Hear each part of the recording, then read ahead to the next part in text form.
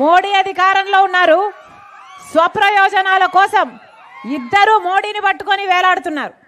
మన రాష్ట్రంలో ఒక ట్రయాంగిల్ లవ్ స్టోరీ నడుస్తుంది. అర్థమవుతుందా తల్లి? మోడీతో చంద్రబాబు గారికి జగన్మోహన్ రెడ్డి గారికి ఒక ట్రయాంగిల్ లవ్ స్టోరీ నడుస్తుంది. చంద్రబాబుకి మోడీతో పొత్తుంది, జగన్మోహన్ రెడ్డి గారు మోడీకి తొత్తయ్యారు. ఇద్దరికి పెద్ద తేడా లేదు. ప్రజల ప్రయోజనాలనైతే తాకట్టు పెట్టారు, ప్రత్యేక హోదాను తాకట్టు పెట్టారు, పోలవరం ప్రాజెక్టు తాకట్టు పెట్టారు, రాజధాని కూడా తాకట్టు పెట్టారు. కడప స్టీల్ ఫ్యాక్టరీ ఎవరమ్మా మీ ఎంపీ? ఓట్లేసి గెలిపించారు కదా, గొడ్డలి అవినాష్ రెడ్డి. అవునా? కడప స్టీల్ ఫ్యాక్టరీ కోసం ఎప్పుడైనా కొట్లాడా? పార్లమెంట్లో ఒక్కసారైనా గొంతెత్తాడా? ఢిల్లీకి వెళ్ళాడు అంటే ఎందుకు వెళ్ళాడు? ఆయన కాపాడుకోవడం కోసం, సిబిఐతో మేనేజ్ చేసుకోవడం కోసం వెళ్ళాడు తప్పితే ఒక్కసారైనా ప్రజల కోసం కొట్లాడా? మరి ఎందుకు వేయాలి వీళ్ళకి ఓట్లు? ఎందుకు వేయాలి తల్లి వీళ్ళకి ఓట్లు? 10 సంవత్సరాలైందే, 10 సంవత్సరాలైంది. ఇప్పటికి ఒక రాజధాని అయినా ఉందా మనకు? చంద్రబాబు గారు ఏమన్నారు?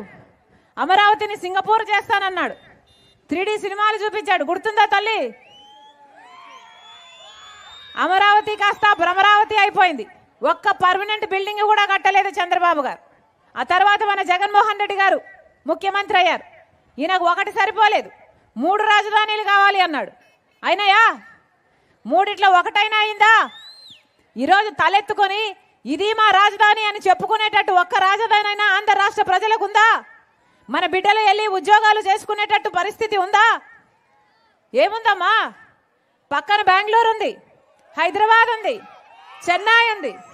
మనకేముంది? మనకేముంది తల్లి? చేతిలో చిప్పు ఉంది, నెత్తి మీద కుచ్చు టోపీ ఉంది. చంద్రబాబుని జగన్మోహన్ రెడ్డి గారిని నమ్మి ఓట్లేస్తే వాళ్ళ స్వప్రయోజనాల కోసము మన రాష్ట్రాన్ని తాకట్టు పెట్టేశారు బీజేపీ పార్టీ. మళ్ళీ మళ్ళీ వీళ్ళకి ఎందుకు ఓట్లు వేయాలో ఆలోచన చేయండి. కడప రాజకీయాలు అందరూ చూస్తున్నారు. ఈరోజు రాజశేఖర రెడ్డి బిడ్డ కాంగ్రెస్ పార్టీ తరఫున ఎంపీగా పోటీ చేస్తుంది.